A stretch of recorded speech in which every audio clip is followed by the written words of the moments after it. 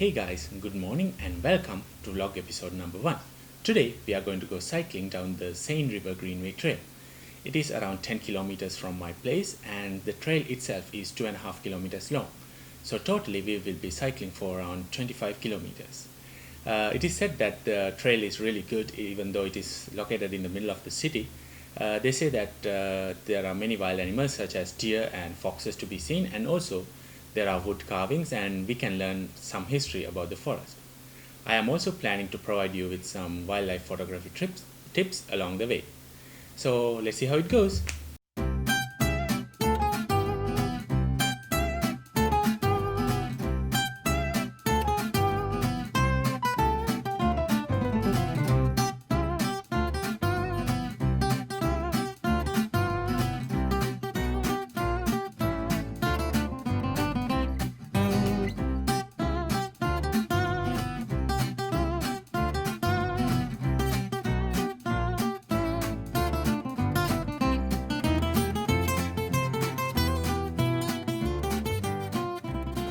Okay, so we've completed about 2.5 kilometers out of the 10-kilometer ride.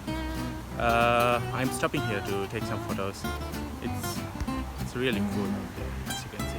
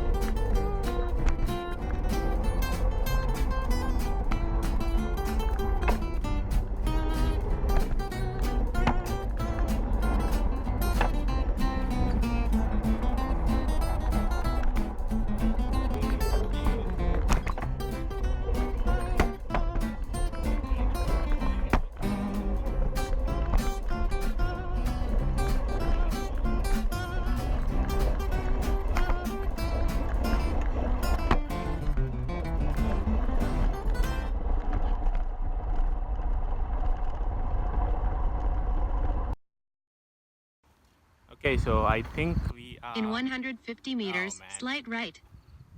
Okay, I think we are entering the trails. It looks good.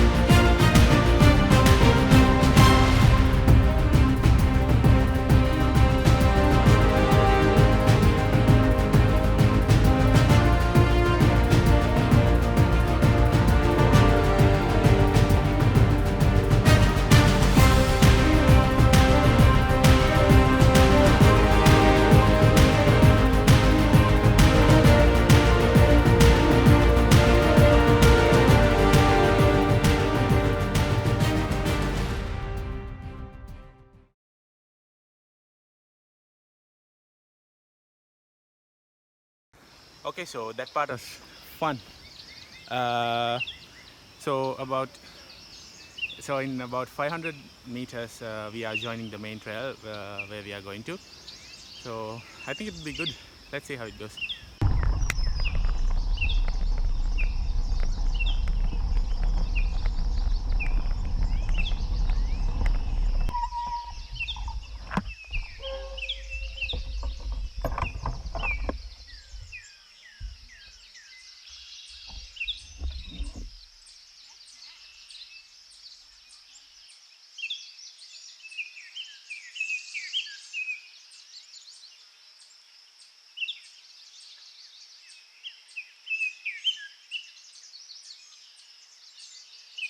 Next, we will be seeing the tree carving. This carving was originally an elm tree which was over 75 feet in height with a massive canopy. It was to be cut down in 2004 due to a Dutch elm disease. The transformation of this tree into woody was conducted by Walter Mirosh and Robert Leclerc from the John de Boy Wood Carving Club in support of Save Our Saints community. The top portion of the elm was removed, its bark was stripped, and the carving of the tree spirit began in April 2004.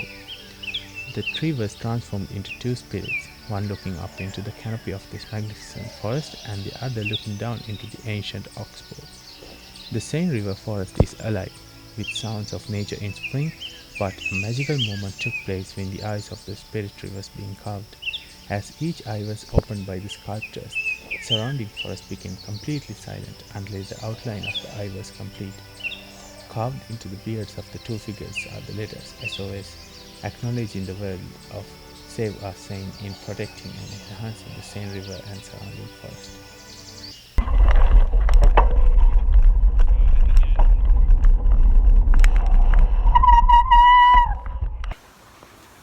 Okay, so from what I feel that the trails are really good, especially it's in the middle of the city, and it's a good experience for anyone who wants to cycle or hike or anything. So it's called the Seine River Greenway Trail.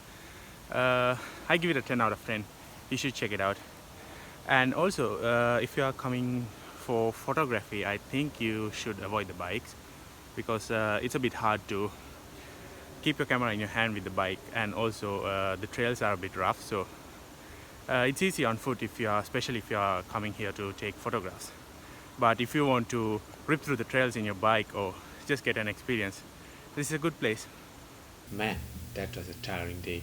So we came home and I slept for 3 hours straight and went for work. So during post I realized that I sort of got overexcited once we entered the trails and didn't speak much. I also forgot to give you any tips on wildlife photography. So the main things that you need to learn is that when it comes to animals, they always move fast, change direction very fast, and it's unreliable. You don't know what will happen next. So you should always keep your shutter speed as high as possible to avoid motion blur in your photographs. The next thing is patience. There's a good chance you can miss your shot the first few times, because you can't predict what the animal or your subject will do. So there's always a good chance even an expert photographer can miss some shots. So have patience and keep on clicking until you get that perfect shot. And finally, the main thing I want to talk about is being discreet. If you go blundering around, breaking branches and trampling through the reeds, you will never get a good shot. Your animal will get, and your subject will get startled and just run off when it comes to wildlife. So the main thing is you have to be silent as much as possible. This is the reason why I said during the vlog that you should avoid taking your bike out if you are going mainly for photography. So those are the main things. And then when it comes to gear, if you can afford it, the best thing would be to have a prime lens that is around 800 millimeters or 600 millimeters long. Prime lenses are good because the aperture stays the same throughout, even at 800 millimeters. What I mean is that let's take a 200 millimeter to 600 millimeter lens. So if your aperture is like f4 at 200 millimeters, when you zoom it to 600 millimeters, you will notice that your aperture closes down to f6 or more or less a bit, but it closes down.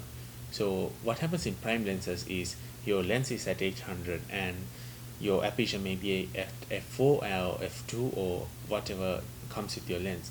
So when you use a prime lens, you have more light, and this is an advantage when it comes to wildlife, because your shutter speed is always high, and also in forests and in places where there are animals, it's almost always dark. So the best option would be to have a prime lens, but you can too take photographs of wildlife with any lens. It doesn't have to be a prime lens, so you can even use a 70 to 300 or 70 to 200 millimeter lens. As long as it is around 200 millimeters or above, you should be able to get some good photographs. So mainly that's it for the tips, and I hope to vlog more often, go on adventures and exploring. So I hope to see you soon. Till then, peace.